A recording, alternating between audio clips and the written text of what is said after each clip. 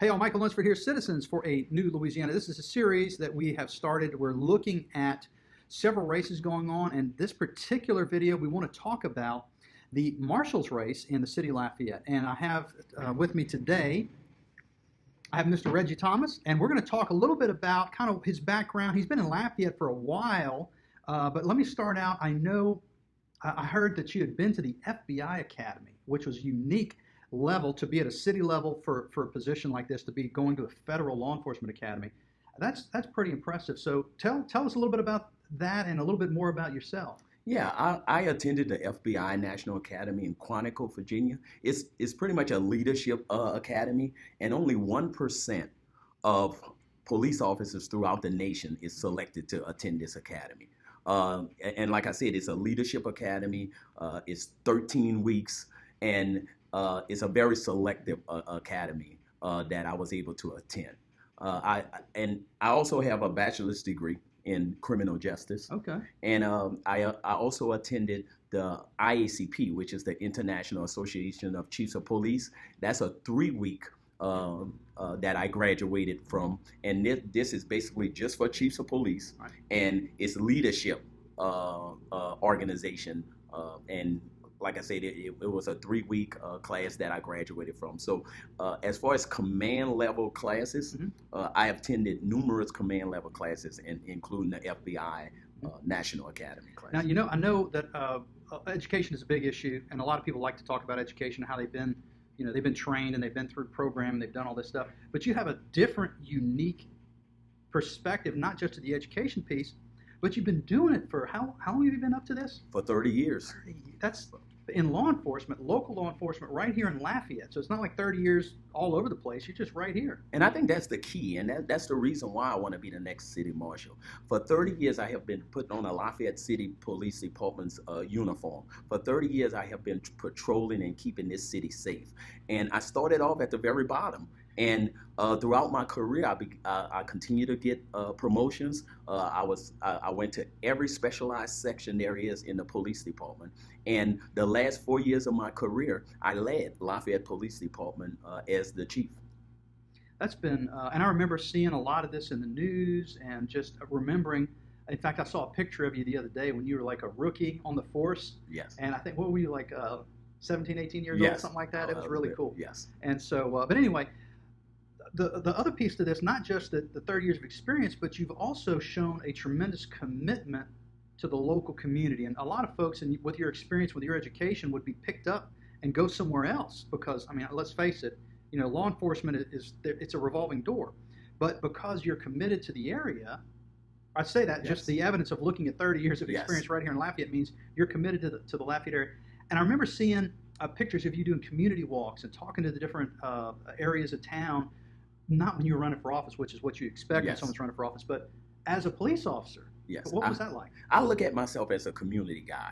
I believe in the community. One of the things I started at the police department was the Community Relations Committee. And what that was about is I took all the people that was in charge of different organizations, and we all sat at a table and we talked about how can we help the community. And I led this organization. And one of the things we decided to do was what we call a community walk. And a community walk was to go into the community, knock on doors, and see what the problems were. And that brought trust with the community, and I still have that trust today. And that's one of the reasons why I do want to be the next city marshal, because I still feel that I have so much I can bring to this community. And I'm excited about being the next city marshal because I can continue to bring these community walks and community relations board and actually have people, one of the biggest problems we have with city court is that people are not coming to the court. So I think that what we have to do is get within the community, and we have to inform and educate people what happens when you don't come to court or when you come to court. Yeah. So just trying to call somebody and say, hey, come to court, and they're thinking they're going to go to jail.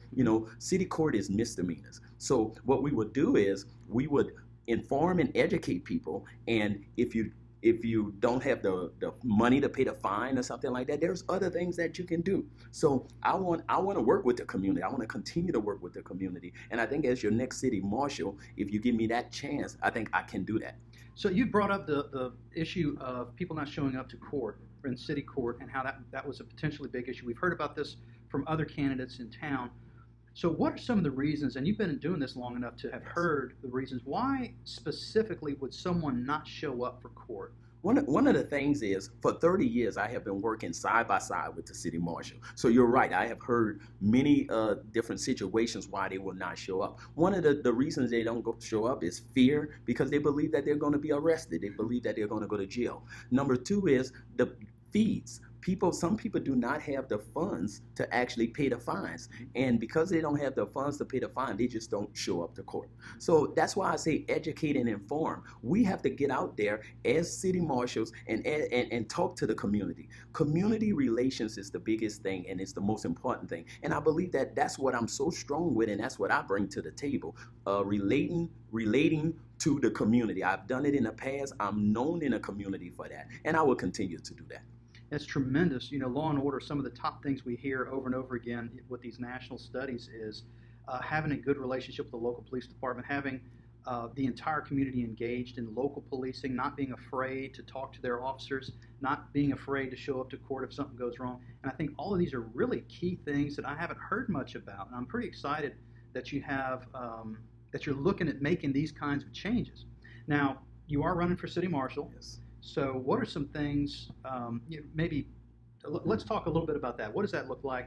Go ahead. One of the things is that you have to prepare yourself to be a leader, and I am a leader. And I prepared myself through education that we talked about earlier, and my experience. I'm also a veteran of the Air Force. So my experience in law enforcement, my experience with the military, and I have a bachelor's degree, and we talked about the FBI Academy. Now, some of the things that I would immediately do once I take over as the city marshal is accreditation. The city marshal used to be accredited, and what accreditation is, that's written directives and policies, that standards that you have to you go through to get accredited. I was a part of accrediting the Lafayette Police Department. I went to St. Louis. I testified in reference to getting Lafayette Police Department accredited. You have to know there's over 400 standards, and you're asked questions in reference to where you stand on different proofs and different things that you have to do. So I would bring that to the city marshal's office, because before you can start anything, you have to have written policies and procedures together. So the sheriff's office is accredited, the city police is accredited, and I will get the city marshals accredited. Another thing is training. One of the things in training is city marshals are police officers. Pretty much they go through the same training as police officers. And what that means is that they have the same powers of arrest as police officers and sheriff's officers.